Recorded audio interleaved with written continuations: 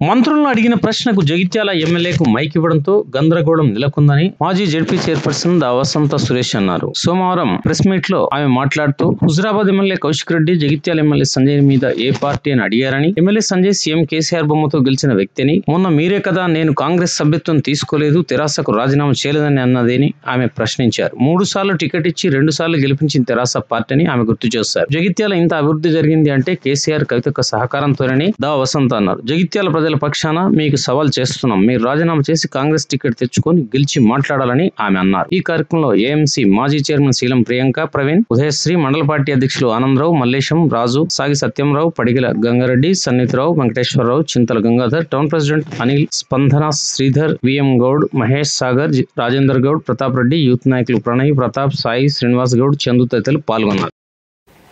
Media మిత్రులకు నమస్కారం. ఈరోజు మా జగిత్యాల నియోజకవర్గ బీఆర్ఎస్ పార్టీ శ్రేణులతో కలిసి మరి ప్రజల మనసులో ఏముందో, మా నాయకుల మనసులో ఏముందో, ఇంకా చాలా వరకు కూడా అందరూ కూడా మాట్లాడుతారు. ఇక్కడ తెలిస్తే అందరూ కూడా ఎంత అన్యాయం, ఈ ఎమ్మెల్యే గారు ఏం చేసారో అందరూ కూడా మాట్లాడతారు. కానీ వాళ్ళందరి గొంతుకయ్యేలా నేను ఒక జిల్లా తొలి చైర్పర్సన్గా సంజయ్ కుమార్ గారు నిన్న ఉమ్మడి జిల్లా కరీంనగర్ వేదికగా ఒక ప్రణాళిక సమావేశంలో జరిగినటువంటి సంఘటనలో భాగంగా Huzurabad MLA BRS party MLA Kaushik Reddy గారు జగిత్యాల ఎమ్మెల్యే సంజయ్ కుమార్ గారిని లేచి నీది ఏ పార్టీ, అసలు ఏ పార్టీ పక్షాన నువ్వు మాట్లాడుతున్నావు అని చెప్పేసి అడగడం జరిగింది. ఎందుకు అడిగారంటే ఉత్తమ్ కుమార్ రెడ్డి గారిని, మన ఇన్ఛార్జ్ మినిస్టర్ ఉత్తమ్ కుమార్ రెడ్డి గారు జిల్లాకు ప్రాతినిధ్యం వహిస్తాము. దేని మీద చర్చ పెట్టుకున్నారంటే వాళ్ళు రుణమాఫీ, అదేవిధంగా రైతు భరోసా, ఇందిరమ్మ ఇండ్ల రేషన్ కార్డుల గురించి వాళ్ళు చర్చ పెట్టినప్పుడు అక్కడ మాజీ మంత్రివర్యులు గంగుల కమలాకర్ గారు కావచ్చు, మా శాసన మండలి సభ్యులు ఎల్లమ్మ గారు, అదేవిధంగా ఎమ్మెల్సీ జీవన్ రెడ్డి గారు, అదేవిధంగా అక్కడ ఉన్నటువంటి ఉమ్మడి కరీంనగర్ జిల్లాకు సంబంధించినటువంటి ప్రజాప్రతినిధులు అందరూ ఉన్నారు. అందరు అడిగిన దాంట్లో మరి రైతుల గురించి వాళ్ళు మాట్లాడారు. రైతుల గురించి ప్రభుత్వాన్ని నిలదీసారు. మరి మేము గెలిచిన తర్వాత 15,000 ఇస్తామని చెప్పేసి డిమాండ్ చేసారు కదా, మరి 12,000 ఇస్తా అంటారు. మా ఊళ్ళో 50% వరకు కూడా రుణమాఫీ కాలేదు. మరి రుణమాఫీ అయిందని రేవంత్ రెడ్డి గారు ఎట్లా చెప్తారని చెప్పేసి నిలదీశారు. మరి రేషన్ కార్డులు ఏమి రాగానే రేషన్ కార్డులు ఇస్తామని చెప్పేసి ప్రమాణం చేశారు కదా, రేషన్ కార్డులు అసలు ఇందిరమ్మ ఇల్లు ఏ కాన్స్టిట్యున్సీకి ఏ ఊరికి ఎన్ని ఇస్తారని చెప్పేసి నిలదీశారు. ఎవరు నిలదీశారు? బీఆర్ఎస్ పార్టీ, ప్రజల పార్టీ. మరి ప్రజల గొంతుకగా బీఆర్ఎస్ పార్టీ ఎమ్మెల్యేలు నిలదీస్తారు. వాళ్ళు ప్రజల పక్షాన ప్రశ్నించారు. అడిగిన దానికి ఎవరు ఆన్సర్ చేయాలి, సమాధానం చెప్పాలి. ఒక బాధ్యతాయుతమైనటువంటి హోదాలో ఉన్న మంత్రులు, అక్కడ ఉన్నటువంటి అధికార బృందం అందరూ కూడా కూర్చొని దానికి అడిగిన దానికి సమాధానం చెప్పకుండా మరి మీరు ఇక్కడ ఉన్నటువంటి జగిత్యాల ఎమ్మెల్యే గారికి ఎందుకు మైక్ ఇచ్చిర్రు, ఈయన ఏ పార్టీ నుండి మాట్లాడుతుండ్రు అని చెప్పేసి అడిగిన దాంట్లో అసలు తప్పేముంది? కౌశిక్ రెడ్డి గారు మాట్లాడిన దాంట్లో తప్పేముంది అని చెప్పేసి మేము అడుగుతా ఉన్నాం. ఇవాళ మీరు ఉన్న ఒక విలేకరి, ఈ మధ్యలో ఒక విలేకరి అండి, అసలు మీరు ఏ పార్టీలో వస్తారని అంటే నేను బీఆర్ఎస్ పార్టీలో ఉన్నా, 3 రంగుల జెండా కప్పుకున్నా, నేను 3 రంగుల కండువా, అది దాని మీద గుర్తు లేదు అని చెప్పేసి మాట్లాడుతూ ఉంటారు. మళ్ళా అందుకే అనుమానంతో అసలు మీరు ఏ పార్టీకి చెందిన వాళ్ళు అని చెప్పేసి అడగడం జరిగింది.